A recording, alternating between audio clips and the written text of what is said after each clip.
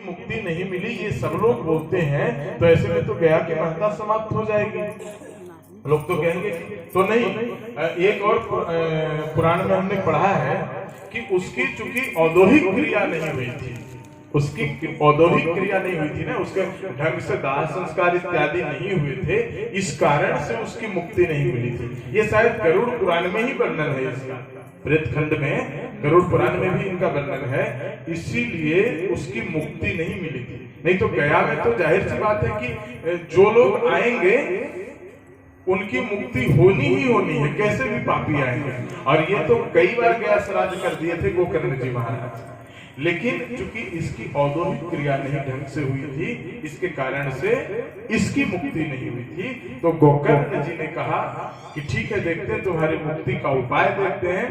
तो सुबह सुबह सूर्य नारायण से गोकर्ण जी ने पूछा कि हमारे भैया की मुक्ति कैसे होगी, क्योंकि गया श्राद्ध इत्यादि करने के बाद जब मुक्ति नहीं मिली तब क्या होगा। उन्होंने कहा कि भागवत सप्ताह ज्ञान यज्ञ का आयोजन करिए। आषाढ़ महीने की 9वीं तिथि को उन्होंने गोकर्ण जी महाराज ने करवाया था। और मैं अपने आप को भाग्यशाली ये मानता हूँ कि पिछले वर्ष जून में हमारी कथा विष्णुपद में आषाढ़ शुक्ल 9वीं को हुई थी, विष्णुपद मंदिर के प्रांगण में। बोले वृंदावन बिहारी लाल की जय।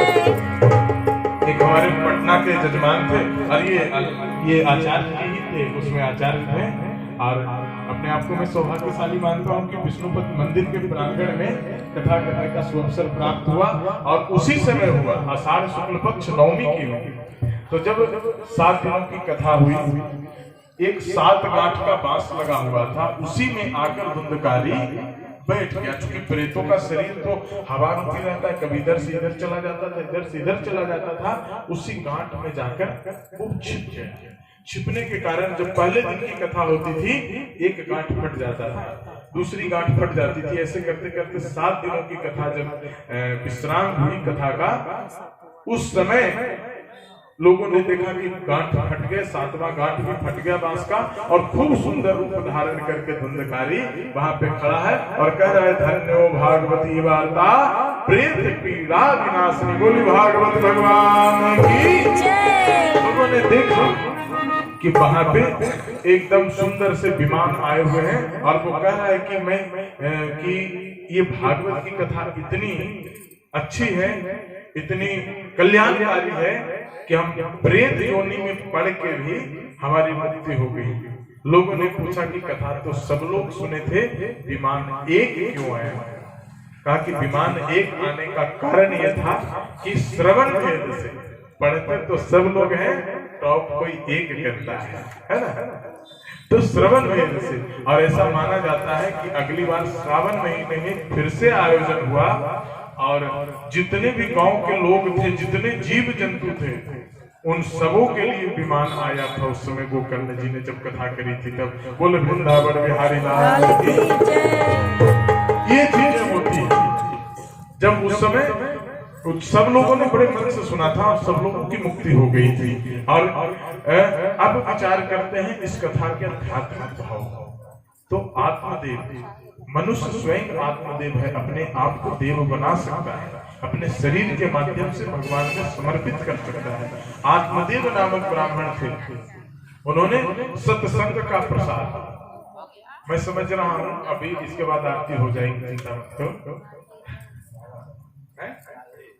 हाँ, बस इसको एक पॉइंट पे ले जाएंगे। तो देखो साधु महाराज ने फल दिया और ये ले जाकर अपनी पत्नी को दी।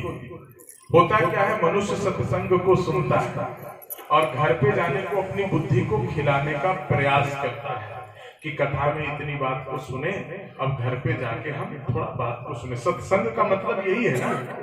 लेकिन बुद्धि और मन मिलकर जीव को धोखा देता है। मन करता है कि चलो छोड़ो, ऐसे कथा तो रोज होती रहेगी, अब हम सब कुछ छोड़ देंगे, चोरी चमारी भी छोड़ देंगे, अब सब कुछ छोड़ देंगे तो करेंगे क्या, दुनिया में आए हैं क्या। तो फिर बुद्धि और मन मिलकर, जैसे आत्मदेव को धोखा दिया ना पत्नी और साली मिलकर, उसी प्रकार उस फल को खाता नहीं है। बुद्धि और मन मिलकर सत्संग के फल को खाते नहीं है, तो हमारे मन में भी धुंधकारी का जन्म हो जाता है। बोलो राधे राधे। अब धुंधकारी के बारे में क्या है? पंच पण्यम अवधूतम सबहस्तेन भोजनम। शव के हाथ से भोजन करता था। शव का मतलब मुर्दे के हाथ से भोजन कर लेता था। इसका तात्पर्य है, ऐसा नहीं था कि वो मुर्दे के पास जाता था और उसके हाथ से निकाल लेता था। मुर्दे के हाथ में क्या रहेगा जी?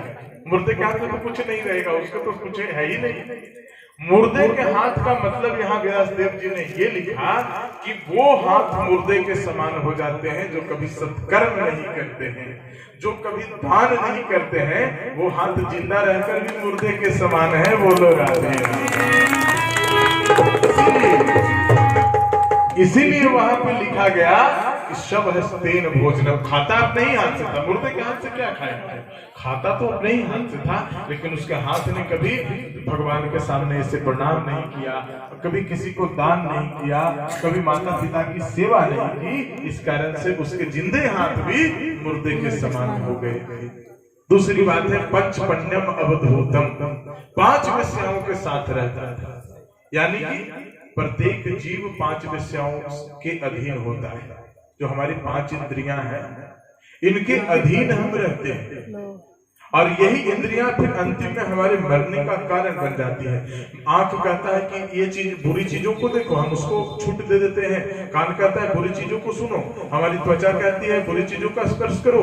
तो हम क्या करते हैं? जैसे वेश्याओं को इसने खुली छूट दे रखी थी। अब ये तो इसको जितना छूट दोगे ये उतना ही इसकी बढ़ते जाएगी लालसा। बढ़ते बढ़ते क्या होता है कि हम चोरी करने लगते हैं, यानी भगवान से चोरी करने लगते हैं, कुछ भी नहीं करते हैं। फिर इनका जब ध्यान कुछ भी नहीं करते, दिन रात गलत कर्म में ही लगे रहते हैं। तो अंत में यही वेश्याएं यानी यही इंद्रियां हमारे मरने का कारण बनती है, और हम धुंधकारी की तरह पुनरपि जननम पुनरपि मरणम करते रहते हैं। बोलो राधे राधे। बोलो वृंदावन बिहारी लाल की जय। तो अब कथा में अब आरती होगी। आइए एक भाव ले लेते हैं। हो नैना थक गए, नैना थक गए, राह निहारी कन्हैया अब देर ना करो।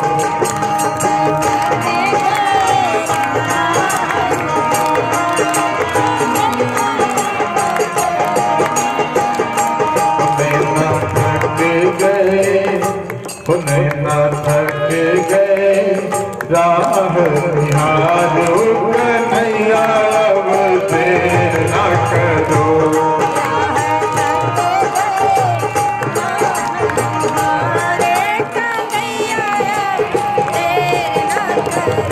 देर ना करो कन्हैया अब देर ना करो। नैना थक गए,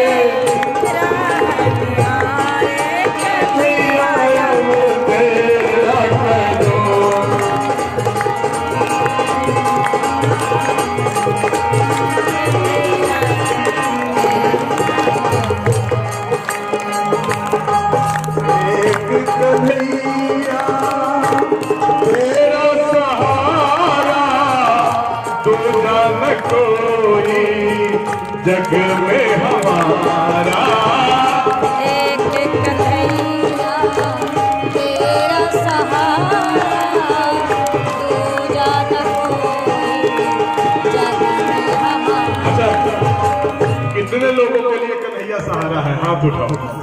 एक कन्हैया तेरा सहारा, दूजा न कोई जग में हमारा। एक कन्हैया तेरा सहारा, दूजा न कोई जग में हमारा। कर ली मैंने तुझ संग यारी, कन्हैया अब देर ना करो। जैसे मैं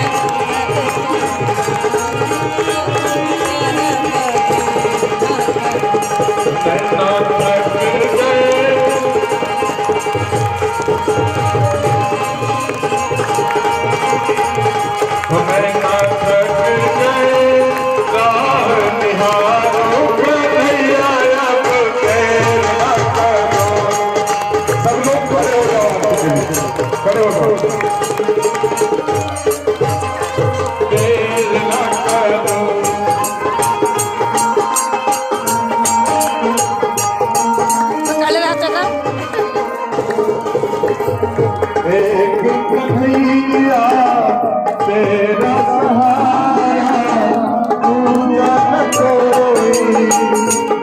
में हमारा